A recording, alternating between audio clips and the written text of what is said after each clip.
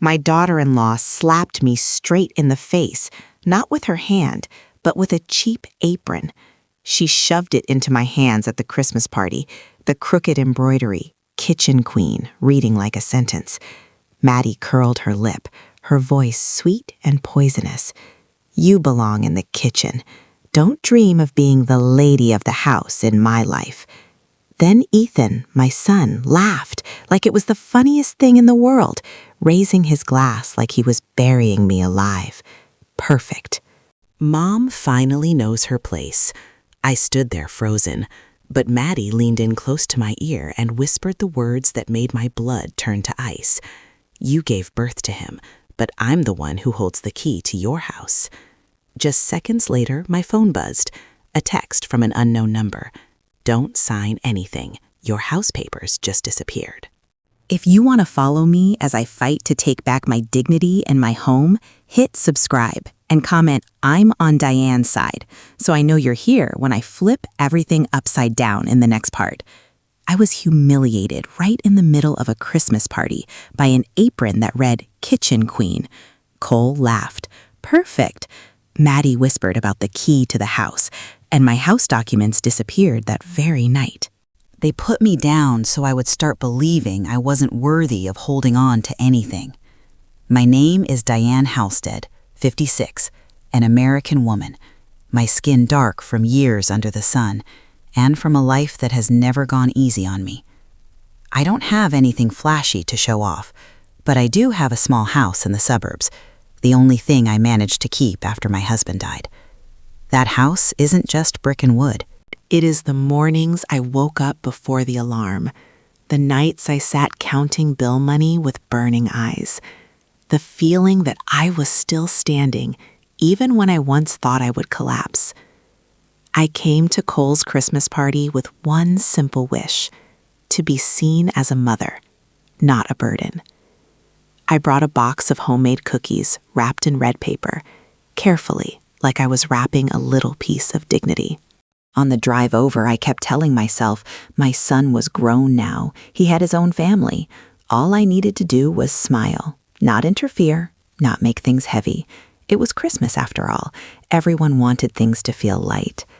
But the moment I stepped inside, I felt a coldness that didn't come from the weather. The room was warm, the fireplace was going, music played softly, but Maddie's eyes swept over me, the way you wipe a smudge off glass. She was pretty polished, her smile measured to the exact degree that made people call her sweet. For a long time, I tried to convince myself Maddie was simply different from me, that I was too sensitive. That night, I understood how long I had been lying to myself. Maddie said it was time to open gifts. Everyone sat in a circle. Wrapping paper rustled like dry leaves underfoot. When it was my turn, Maddie handed me a thin, feather-light box. She set it on my lap, as if it weighed nothing, as if it wasn't worth considering. "It's for you, Mom," Maddie said, her voice sugary, but there was no warmth in her eyes. I opened it. An apron, cheap fabric, stiff, the smell of dye still sharp. The embroidery was crooked, glaring like a scratch. Kitchen Queen. For a moment, the room seemed to stop. I hadn't even figured out how I was supposed to react when Cole burst into loud laughter, the kind of easy laugh you give when you're watching a comedy bit. Perfect! I looked at my son, the face I used to kiss on the forehead when he had a fever, the eyes I once stayed up all night to watch, counting each breath. I waited for a frown, that's enough, some small sign that he was still on my side. There was nothing. Only laughter and the way Maddie tilted her head as if she had just won a game. Maddie gave a little scoff. No need to hide it anymore, because she had Cole as her shield. Mom belongs in the kitchen. People are less bothered by her there. I could hear my blood pounding in my ears. Not a real sound, but the sensation of my whole body flushing hot and then turning cold. I gripped the apron in my hands, the rough cloth scraping my skin like a reminder that I had just been stamped, put into the exact place they wanted me. I tried to swallow the humiliation, tried to keep my smile so the party wouldn't break apart, but I knew something had already shattered the second that gift box opened. I stood up and said I was going to the kitchen for water. I needed air. I needed a few seconds to breathe without having to look at them.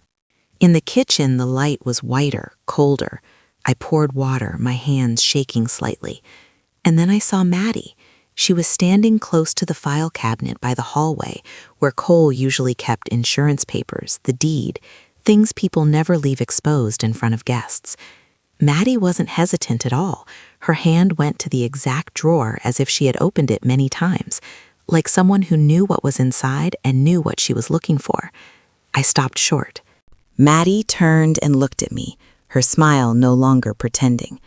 She stepped closer, close enough that her words slid straight into my ear like a needle. You gave birth to Cole, but I'm the one who holds the key. I stared into her eyes, and for the first time I didn't see a stubborn young woman. I saw a slick, cold ambition, something that knew how to suffocate people without leaving fingerprints. I took my glass of water back to the living room, my heart hammering like it was knocking on a door. Cole was still laughing and talking with everyone, completely calm. Maddie followed behind me, her footsteps light, as if she hadn't just said something terrifying. I sat through the rest of the party like someone watching herself get cut out of her own life. By the time I got home, it was fully dark. I locked the door, leaned my back against it for a few seconds, trying to steady myself. Then I went straight to the file drawer in my study, where I always kept copies of my house documents, the things I guarded like I was guarding my own lifeline. I pulled the drawer open. Empty. Not a single sheet. Not a single folder.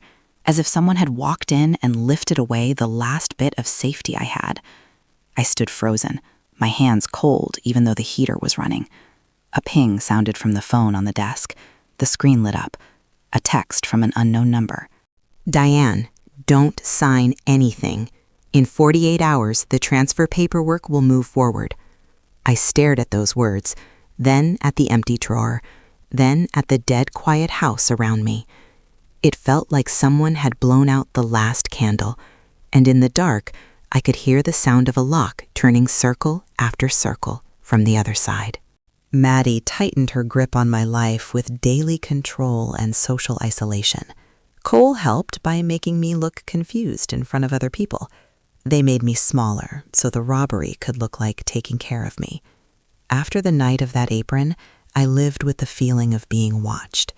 My house was still there, my belongings were still in their places, but everything felt like someone had quietly tightened every screw until even breathing felt snagged. I tried to calm myself, telling myself I was too tense, that in a few days things would soften. Then Maddie came with a polite smile and a bag of stuff, as if she was here to help. She didn't ask whether I wanted it or not. She walked straight into my living room, set her phone on the table, and said in a voice as light as reciting a recipe, "Let me arrange a few things for safety." Before I could answer, Maddie was already moving around the house, scanning every corner like she was taking inventory. I heard her nails tap the tabletop, her footsteps steady and sure, as if this had been her house for a long time. That afternoon, the Wi-Fi in my house suddenly went out. I fumbled with the router, restarted it, typed the old password, and the screen said it was wrong. Maddie stood right behind me, tapped a few things on her phone, and said, "I changed the password. Don't worry, you won't have to strain yourself remembering."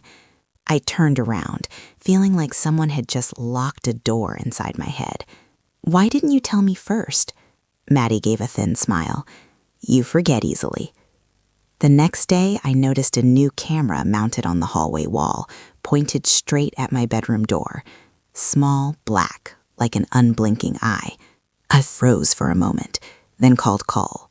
When he came, I pointed at it and asked flatly, "You had this installed?" Maddie answered for him, her voice sweet but cold. "I did it because it's safer for you." I looked at Cole, hoping he would say at least one sentence like a son. Cole avoided my eyes, sounding tired, as if I was the one causing trouble. "Mom, don't make a big deal out of it."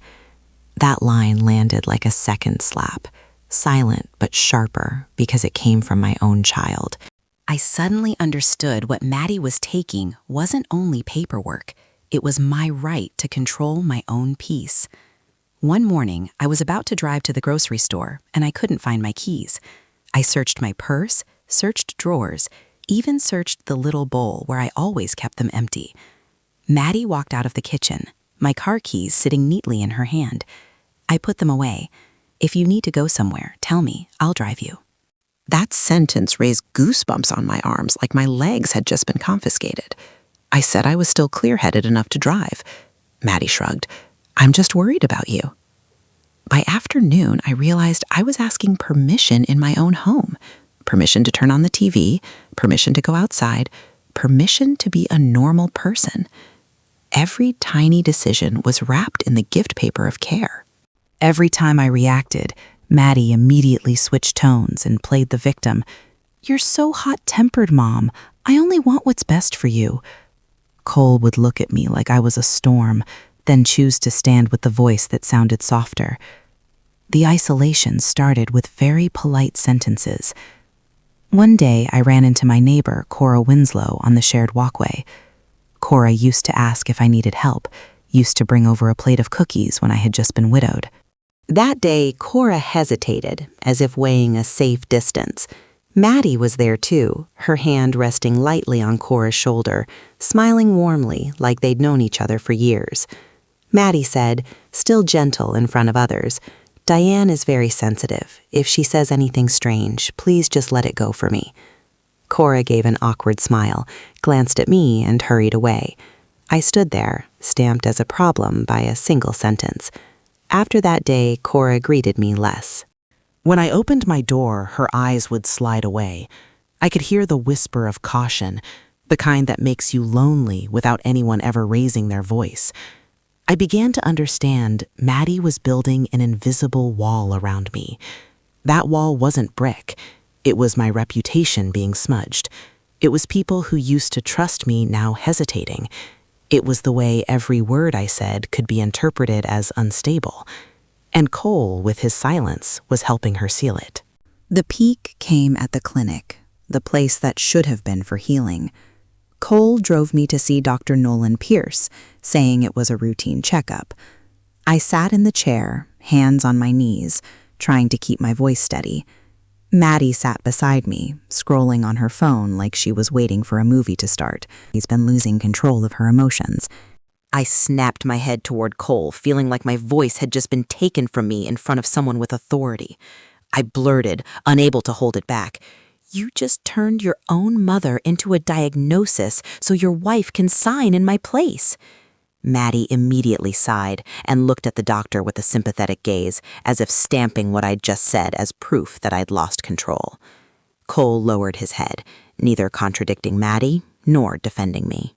In that moment, I understood they were writing my story in the way that benefited them, and if I couldn't cut that thread, I would be locked into the role of a confused old woman for the rest of my life. That night, I had barely gotten home when my phone rang, an unknown number, but it showed the bank. I answered, and the voice on the other end spoke quickly and firmly. You requested a replacement ID and changed your contact number. If that wasn't you, we have to freeze the account immediately.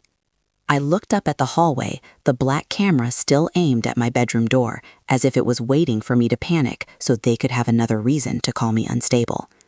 I stood still, listening to my heart hammer in my chest, and I understood the trap wasn't out there anymore. It was already inside my house. Cole brought papers to sign for convenience, but it was a power of attorney. Maddie used family bonds to pressure me to sign, and she had a forged signature ready. They didn't need me dead. They only needed me without rights. After the call from the bank, I sat numb on the living room chair, my phone still warm in my hand. I wanted to believe it was just a mix-up, but everything had already threaded itself into a noose. The hallway camera was still staring at my bedroom door, brazen enough that I had to pull the door shut as if I was closing an eyelid. That night, Cole and Maddie came to my house faster than usual. fast the way people come when they hear something is about to slip out of their hands. Maddie placed a stack of papers on the table, neat and squared, as if even paperwork had to behave for her. Cole sat across from me, shoulders tight, jaw set, his eyes sliding away, and then turning back to me with a strained, borrowed resolve. "Mom, sign it," Maddie said first, her voice gentle. "Sign it for convenience, so we can take care of you." She put the pen in my hand. The pen was cold and slick, sitting in my palm like a small animal trying to get away. I looked straight at Maddie's face, trying to find a hint of hesitation, a human crack, but all I saw was a rehearsed patience, the kind of patience you wear when you're about to harvest something. Cole snarled, "No more circling. Sign it. Stop being my mother." That line hit my chest like a punch. I heard it so clearly I thought the whole house heard it. I trembled, not from fear, but from pain, from my own son turning the knife. "Are you selling your mother? And what are you getting in return?" I asked, my voice turning raw. Maddie sighed as if I was the stubborn one. "There you go again. You're only making people think you're unstable." I lowered my eyes to the line on the page. Power of attorney. The legal words were cold as metal. My gaze stopped at the sentence that made my spine go numb. Full authority to decide over assets. I didn't need law school to understand what it meant. One signature, and they could sign for me, sell for me, transfer for me, turn the house I built with my whole life into a number on paper. I pushed the stack away. The pen rolled once across the tabletop and stopped. No. The air in the room tightened. Cole stared at me, his eyes turning red. I couldn't tell if it was anger or fear. Maddie smiled, a thin, clean smile like a blade that had just been wiped. "The more you fight, the more you look like you've lost your mind." "Keep fighting, Maddie," said each word dropping calmly. I looked at Cole. "Do you see? This is what she wants, not care, power." Cole swallowed hard, his hands clenched, then loosened. His silence hurt me more than shouting. Maddie tilted her head as if she had predicted this moment, the moment my son chose exhaustion over fairness. Then Maddie pulled another sheet from her purse. She set it down in front of Cole and nudged it forward, like sliding a chess piece into the right square. At the top were the words, "I agree," and beneath it was my signature, so similar it was terrifying. Every curve, every pressure point, like someone had practiced it long enough to make it real. "See, Cole, Mom forgot again," Maddie said, her voice soft as a lullaby. Cole looked at the paper, then looked at me. I saw a flicker of hesitation in his eyes, small as the last week light in a hallway. But that light went out fast. Cole stayed silent. I stood up, one hand pressing to my chest to steady my breathing. "I didn't forget. I'm being robbed, and you're standing there watching." Maddie picked up her phone and typed quickly, as if I was only noise that needed to be logged. I walked into my study to regain control. And ship tomorrow, 9 a.m. Fake emails and perfectly timed missing camera data made me look confused. Then I learned someone had impersonated me to sign papers in real life. They killed my credibility so they could steal legally. After the text that said, "Switch to guardianship," I slept in broken fragments, like lying on thin ice. In the morning, I opened my laptop to check my accounts, hoping to find some trace that proved I hadn't been dragged out of my own lies. The first thing I saw was my inbox packed with subject lines I had never written, yet stamped with my name.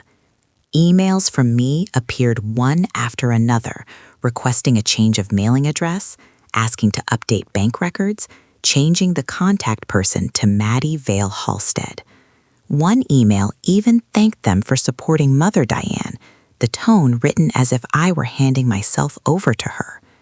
I read them and felt my scalp tighten, my heart hammering, my fingers cold on the keyboard. I rushed into the living room and shoved the laptop in front of Maddie and Cole.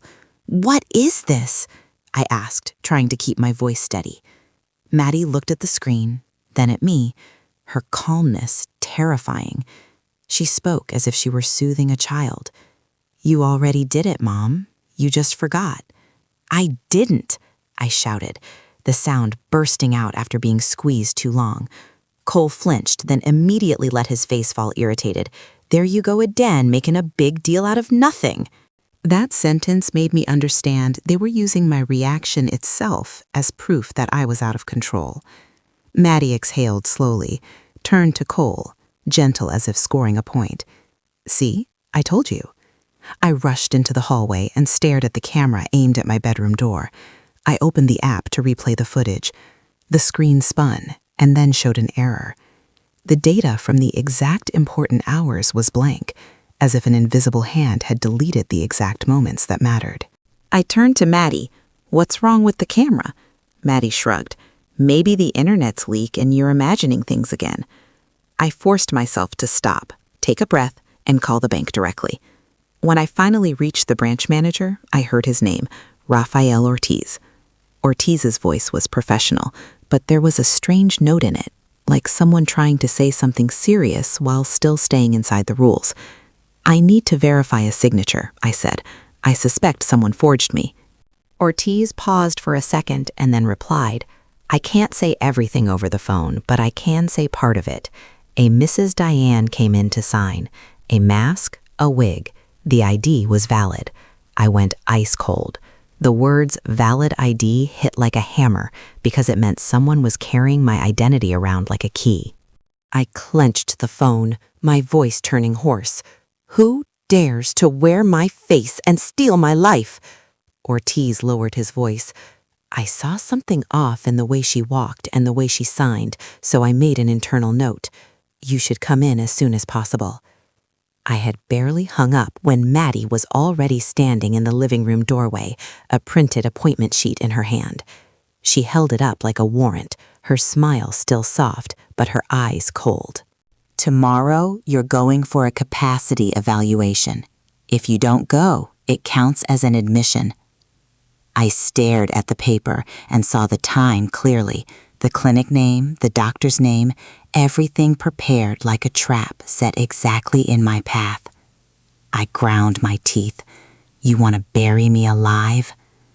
Maddie stepped closer, speaking slowly so each word would nail itself into me.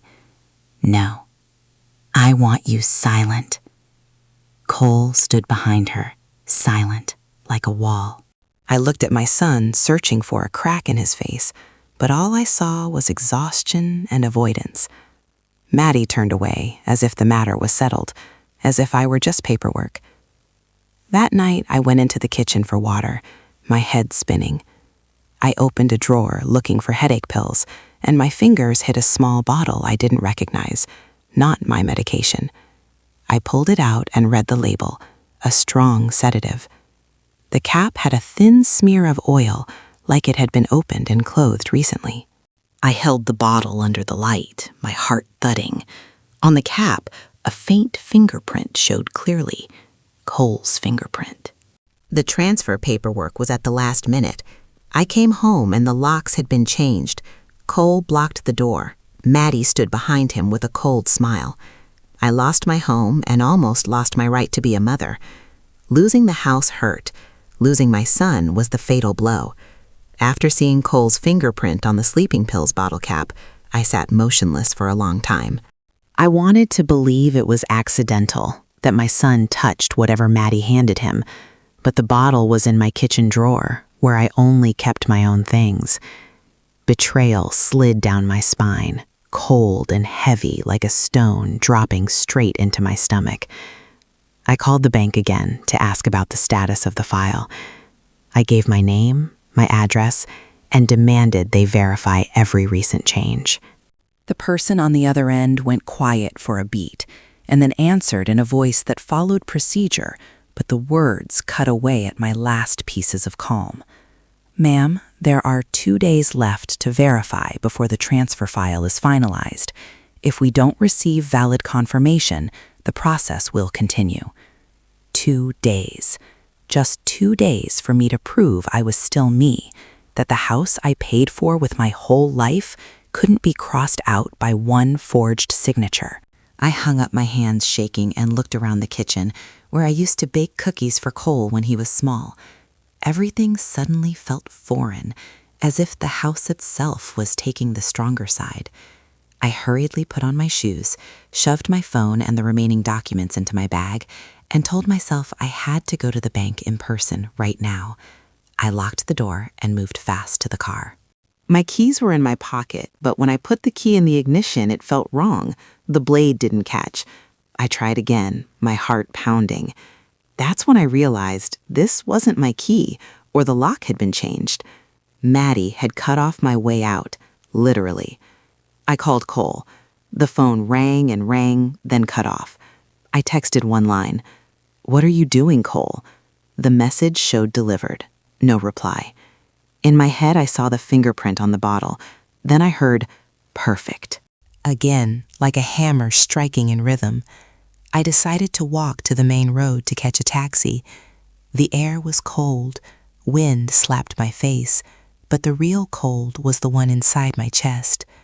I walked fast, and as I walked, I kept telling myself to stay calm, to follow procedure, to get witnesses, to reach the bank before everything locked shut.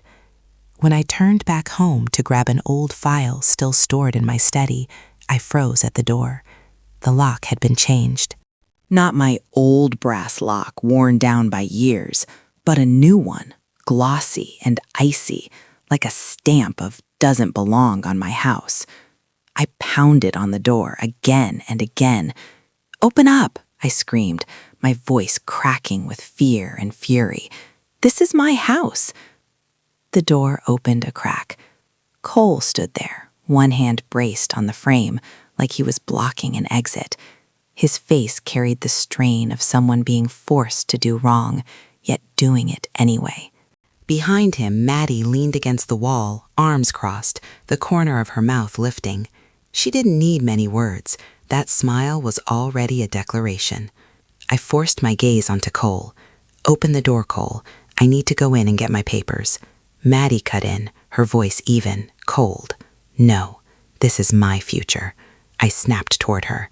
"And what is your future built on? Pushing me out of my own house?" Cole blurted, like a line memorized to end an argument. "Mom, don't embarrass us." That sentence made me go still for a beat. I stared straight into my son's eyes. His eyes wavered, but he stayed planted in the doorway. I asked, each word dragged up from my chest, "Are you embarrassed because of me, or because you know you're wrong?" Cole didn't answer. He pressed his lips together and looked down at the floor. Maddie stepped forward, her voice smaller but sharper, like she was trying to put a lid on a coffin. "Go rest, Mom. Don't make everything worse." I stood on my own porch, the place where I used to hang a Christmas wreath for Cole every year. Now I looked like a stranger being turned away at the door. I suddenly understood. They didn't just want my house. They wanted my story, too, to turn me into the troublemaker, to brand me crazy, so they could enjoy what they stole in peace. I am not afraid of being poor. I am afraid of living and being called crazy, and having my son not to confirm it. I stepped back from the steps, my legs numb. I walked to the nearest bus stop, sat down on the cold metal bench, both hands gripping my bag like it was the last thing that belonged to me. I watched cars pass, streetlights stretching into streaks, and for the first time in my life, I felt pushed out of my own life by a lock. A gray car slowly pulled up to the stop. The window rolled down. A man looked at me, his voice low and clear. "Mrs. Diane Halstead? I'm Mr. Gray." Gray handed me a file showing Maddie had changed her name many times, and there were signs of a ring that targets the elderly. He warned that Cole might have been pulled in or used. When I had no hope left, the truth came knocking. I looked at the man in the gray car, and in my head a whole chorus of warnings rang out. Don't trust anyone. Don't open your mouth. Don't let yourself be led away. I had just been locked out of my own home and branded unstable. Any stranger at a time like this could be a trap. But his voice was steady, and his eyes didn't carry the smug shine Maddie had. "Mrs. Diane Halstead?" he asked again, as if to make sure he had the right person. I didn't answer right away. I tightened my grip on my bag and stared at him. "Who are you?" He raised both hands to the level of the steering wheel, a deliberate gesture to put me at ease. "I'm Gray." I know you're being targeted. Whether you get in or not is your choice, but you need to hear this first. I stayed outside the car. If you know, why don't you tell the police? Gray exhaled, his voice lowering. The police listen when there are enough pieces. People like Maddie live in the gap between truth and procedure. You're standing in the most dangerous spot. The spot. He glanced down the road, then said the line that raised goosebumps on my arms, like a warning laid on my wrist. "Don't call Cole. The more you call, the more they have a reason to say you're unstable." Hearing my son's name come from a stranger's mouth stunned me. I let out a dry laugh. "You know Cole too?" "I know how these cases work," Gray replied. "And I know you're moving too slowly compared to them." He opened the compartment by his seat and pulled out a thick envelope. No writing, no logo. "I'm not asking you to trust me. I'm giving you evidence. You decide." I took the envelope, my hands trembling. Inside were printed records, photos, lines of names and dates. The more I read, the tighter my stomach clenched. Maddie's name didn't stay in one place. It shifted like shedding skin, like a snake sliding through other people's lives and leaving empty husks behind. Sable Arden, Mina Crowell, Madeline Vale. I looked up, my throat dry and burning. "Who are these?" Gray tilted his head and spoke softly, as if afraid the truth might break if he raised his voice. "Her. Maddie is just the name she's using right now. She doesn't love anyone. She hunts." The word hunts chilled me down to the bone. I'd lived long enough to know some people look at others like prey, and they choose their prey by clear rules. The lonely, the ones with assets, the ones who can be smeared as confused. I understood why I had been chosen: a widow living alone, a house nearly paid off, and a son with a wife standing beside him. I kept flipping pages. A list of addresses, notarized forms, stamped documents. There were short notes: change of contact, transfer, temporary guardianship. And one name kept repeating like a nail driven through everything: Marla Hensley. "Why is this name everywhere?" I asked, my voice thinning. Gray tapped the page lightly, each tap like a countdown. "Without someone on the inside, it can't move this fast. Notary work is a door. If that door is already open, the file runs like wind." I remembered the exact hours of missing camera footage, the fake emails sent cleanly, the valid ID at the bank. Nothing was scattered anymore. It became a road that had been laid out in advance. Maddie only had to drag me across it, and Cole stood in the right place to block my way back. I swallowed hard. "Does Cole know?" Gray looked at me for a long moment, then spoke slowly. Maybe he was pulled in. Maybe he was used. But you have to prepare yourself for worse. He pulled one more photo from the envelope and set it on my lap. A photo taken outside an office building. A small sign by the door: Marla Hensley, Notary Public. Maddie walked out, hair tied back, confident stride, and right beside her was the man, walking with her, his head slightly bowed, like he was listening to instructions. Cole. I stared at the photo until my eyes blurred, my heart clenched in someone's fist. Gray spoke quietly, as if stamping my worst fear into place. "You see it?" I didn't know whether I was trembling from cold or pain, but I knew from this moment on I couldn't go back the way I had before. I lifted my head, my lips dry. "What do you want from me?" Gray met my eyes, his voice firm, like setting down a stone marker. "I want you to survive tomorrow."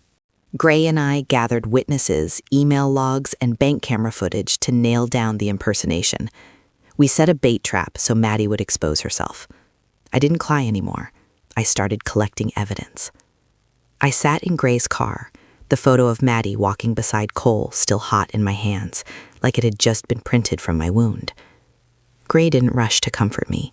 He only said, short and clean, "If you want to win, you need something they can't twist." I nodded, my throat dry, my mind strangely clear, the way it gets when you hit bottom and there's no softness left. We started with the things Maddie thought no one would notice: timestamps, traces, sworn words. Gray handed me a new phone, a new number, and told me to keep it to myself. "From now on, every call has to have a purpose," he said. "Don't let them turn your emotions into evidence against you." I called Pastor Lila Granger, the woman who once held my hand at my husband's funeral. She heard my voice and went quiet for a beat, then asked at once, "What's happening to you?" I told her fast, just enough for her to understand this wasn't a family quarrel. Pastor Lila didn't hesitate, her voice firm like a vow.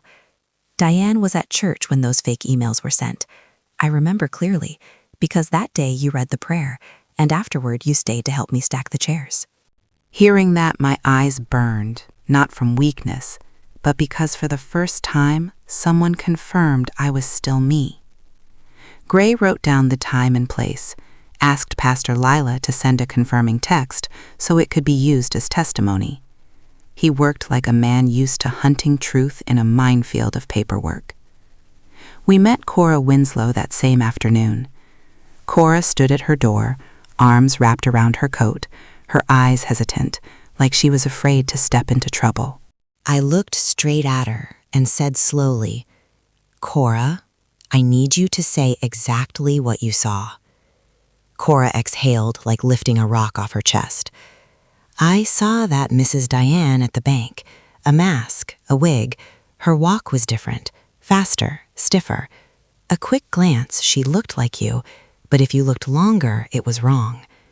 Gray recorded it and asked a few more questions. Cora answered clearly. I watched Cora's face change from caution to anger. "If they can do that to you, they can do it to me too," Cora said, her voice shaking. I nodded, and for the first time, I saw Maddie had made an enemy for herself. The next step was the part Maddie couldn't smirk away: technical proof. Rafael Ortiz scheduled us in a small room behind the counter. Ortiz laid a file on the table: camera frames of the signer, the signing time, the scanned signature. He looked at me seriously. "I don't want to get involved in family matters, but this isn't family." Ortiz pointed at the screen. "This person signs fast, right hand. You sign slowly, left hand." He gave me a comparison sheet, every stroke, every pause. My heart hammered as I stared, because at last I had something that could speak for me in front of people who loved calling me confused. Gray told Ortiz, "We're going to force her to walk into the trap herself. I need these copies certified." Ortiz nodded, his eyes turning cold, like he had chosen a side. When night fell, Gray took me to a safe, rented room. He opened his briefcase and pulled out a small safe, the kind that screams temptation. "A fake safe," he said. Then he placed inside a stack of marked papers with a sign the naked eye couldn't see. After that, he arranged a file transfer appointment through a channel Maddie liked to use, enough bait to make her think she was about to land the final blow. I stared at the safe, heard Maddie whispering about the key, heard Cole laughing. Perfect. And I felt fire flare up inside me, dry and sharp. I said, my voice so strange I barely recognized it, "If she wants to take it, I'll give her the chance so she can be caught in the act." Gray looked at me and gave a small nod. That's right. I had barely finished speaking when Gray's phone buzzed. A forwarded message flashed on the screen. The sender's name was Maddie. The recipient was Cole. I read it, and it felt like a bucket of ice poured down the back of my neck. "Tonight, we finish this. Make her drink tea." Maddie invited me back to make peace and pressured me to drink tea. I pretended to be weak, pushed her into insulting motherhood in front of Cole right as the authorities arrived. She dug her own grave with her own mouth.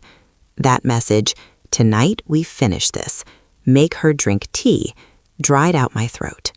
Gray looked at me and didn't ask if I was scared. He asked straight, "Can you handle the role?" I nodded because I understood. If I didn't step into Maddie's kitchen, I would be cooked the way she wanted, in silence and procedure. Gray called Raphael. Ortiz called someone from the court, then gave me one instruction: let her talk. The more she talks, the better. He handed me a tiny earpiece and told me to wear it only when needed so I wouldn't mess up the plan. I walked into Cole's house through a door I once thought belonged to my family, and now it felt like the entrance to a courtroom. Maddie had set the dinner table, warm yellow light, the smell of food, sweet like a fake lullaby. Cole sat there, face tight, eyes unable to look at me. I walked in slowly, keeping my breath even. Maddie stood and smiled brightly, as if Christmas night had never happened. "I want to make peace," Maddie said, then pulled out a chair for me, her manners so perfect that anyone watching would think I was the petty one. "Sit down, Mom." I sat, tucked my bag close to my feet, kept my hands in my lap so they wouldn't tremble. Maddie poured tea, the color darker than usual. She slid the cup toward me, voice gentle. "Drink your tea. You're shaking." I looked at the tea, then at Maddie. I lifted the cup, brought it near my lips, and stopped at the exact moment. I set it down softly, like laying a question on the table. "I'm shaking because of you, Maddie. What are you afraid of?" The air dipped for a beat. Maddie narrowed her eyes and Cole's breathing got heavier, like he was about to blurt out a warning. Maddie smiled, trying to regain the rhythm. "You're imagining things again. I just want you calm." I tilted my head, my voice soft but unyielding. "Calm enough to sign papers, right? Calm enough to hand over the house, right?" Cole flinched. "Mom, enough." I turned to Cole and stared him down. "Do you want enough, or do you want the truth, Cole?" Opened his mouth, then closed it. Maddie placed her hand on Cole's arm like a reminder, then turned back to me, her smile thinning. "Don't embarrass yourself, Maddie," said lower now, sharper. "If you just stay quiet, everything will be smooth." I nudged the teacup toward her. "If it's smooth, why are you trying to make me drink this?" Maddie's jaw tightened. She looked at me like prey that had suddenly learned to bite back. In that moment, I saw the sweet paint crack the cold core underneath. And when people are cornered, they reveal the thing they've hidden best. Maddie snapped, her voice higher, harsher. "You're not his mother anymore. You're just the past he needs to throw away." That sentence hit the table like a shattered plate. Cole went pale, his eyes wide like he was hearing for the first time what he had been letting exist. He stammered, "Did you just call my mom trash?" Maddie whirled on Cole, her eyes mourning him. "Don't go soft. Can't you see she's ruining us?" I looked at Cole, my heart hurting, but my mind clear, because I knew if Maddie said one more line, her mask would fall completely. I said slowly, "You just told the truth, Maddie. You don't want to take care of me. You want to erase me." Right then, the doorbell rang. One long, decisive chime, like a judge's gavel hitting the floor. Maddie froze. Cole turned.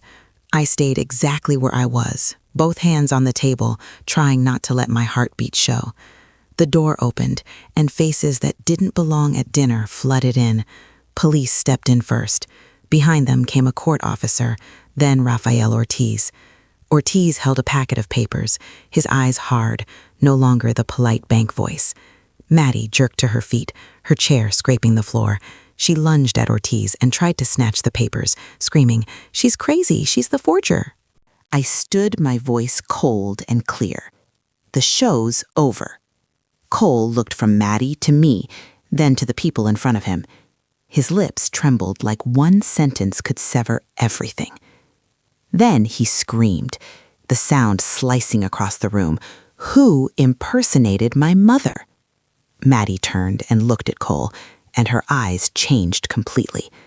No longer a wife, no longer a daughter-in-law, but like a predator spotting a new obstacle in her path.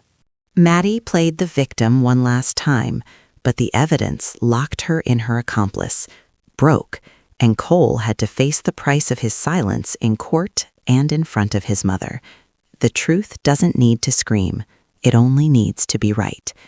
From the dinner to the courtroom, everything moved like a cold, straight line.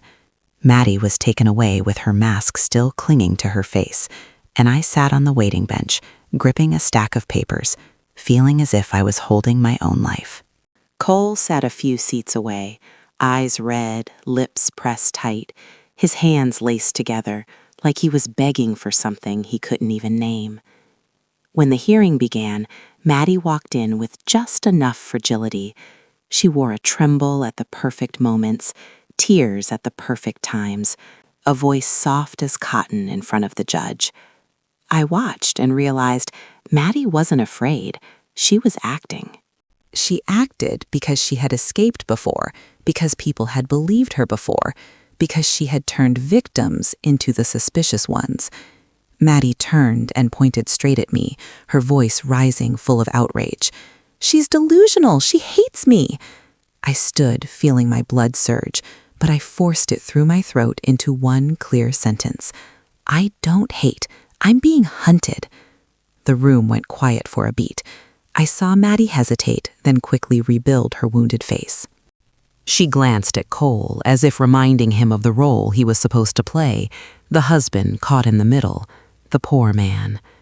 Cole lowered his head, and that lowered head made me understand the price of silence sometimes starts with a single moment of refusing to look straight. Rafael Ortiz was called up. Ortiz presented the camera frames, the signing time, the scanned signature. He spoke briefly without emotion. The signer moved fast, right hand. Mrs. Diane signed slowly, left hand. This is the comparison. The documents were placed on record like bricks, sealing the story shut. Maddie tried to smile, tried to shake her head. She forged it. She staged everything. Then came the person Gray had warned me would keep repeating, Marla Hensley. When Marla walked in, I saw the exhaustion in her eyes at once, the kind of exhaustion you get from running too long and knowing there's a wall at the end. Marla sat down, twisting her hands together, looked at Maddie for a second, then looked at the judge. Marla's voice cracked. I was paid. I skipped procedure. I knew it was wrong. In that moment, it was like the wire holding Maddie up snapped. Her face drained, her eyes widened, and she whipped toward Marla. "What did you just say?" Maddie's voice wasn't soft anymore. It came out rough, sharp, her real self. The judge called for order, but the order Maddie had built was already splitting from the inside. Marla kept talking, the appointments, the paperwork, moving unnaturally fast, the thank you payments. The camera, the logs, and the signature comparisons pressed Maddie down by centimeters. I looked at Cole and saw his tears fall, real tears, not acting. He wiped his face like a child, but he wasn't a child anymore. He was the man who had stayed silent when his mother was labeled unstable. After the testimony, Cole stood, his voice breaking. "Mom, I'm sorry." I looked at my son, and the pain pulled me backward to the days when he was little. I wanted to hold him, but I also wanted justice.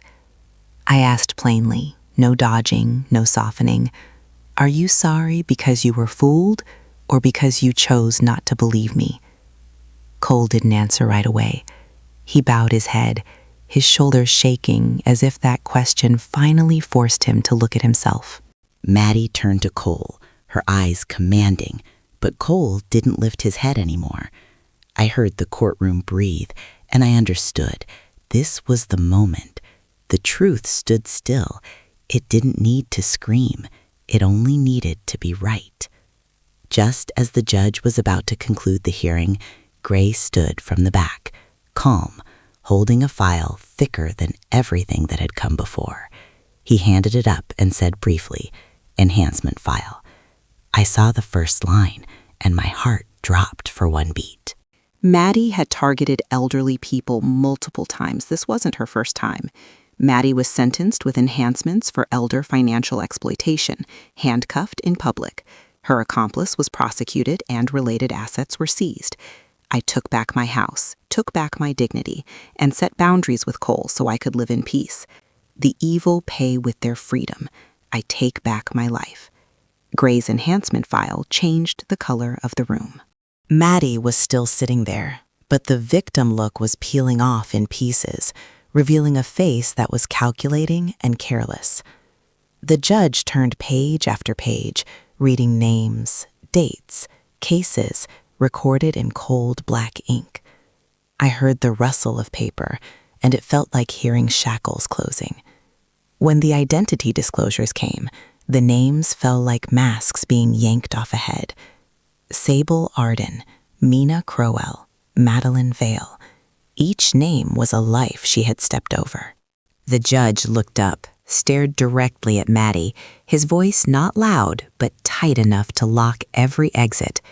An organized predator. Maddie jerked her eyes, darting, searching for Cole, searching for something to lean on.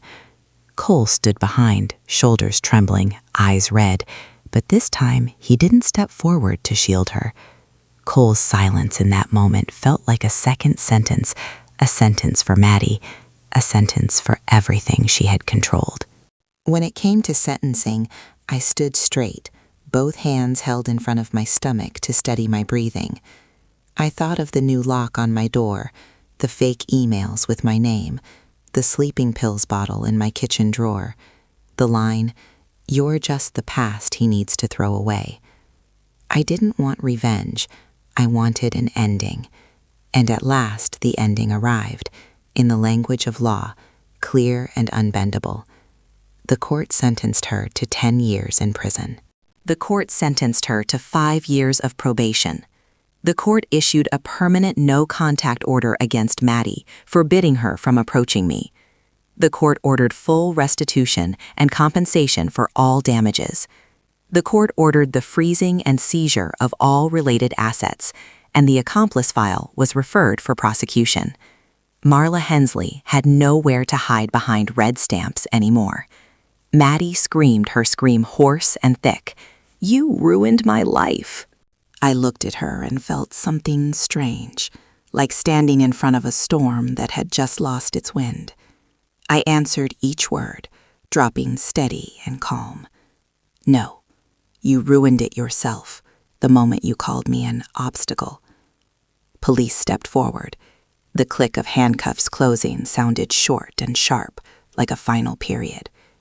Maddie glanced back, her mouth still trying to speak, but the sound was choked by the truth itself. She was led out of the courtroom in public, and for the first time, everyone looked at her as she really was. No daughter-in-law mask, no good wife mask. The day I got my house documents back, I touched the seal like I was touching my own heartbeat. I changed the locks, not for revenge, but to live. I opened the window to let wind in, to let my house smell like mine again. I hung the apron on the wall like a trophy, the words still standing there, not to brag, but to remind me I had not been erased. Cole came, stood outside the door, his voice breaking. "Mom, give me a chance." I looked at my son and saw both love and a crack. I said decisively, "If you want to be my son, live by the truth every day. I'm not living to be betrayed again." That night, when the house was quiet, my phone buzzed. A message from Gray. One short line that made my back go cold. "Maddie is only one link. Do you want to drag the rest into the light?" I stared at Gray's message, then at the apron hanging on my wall, and I understood one thing. Justice doesn't end when the wicked are handcuffed. It begins when the victim finally stands tall. I texted back, just 3 words. "I'm ready." Because from today on, I'm not only taking my house back, I'm taking the truth back. For me and for everyone who's ever been erased the way I was.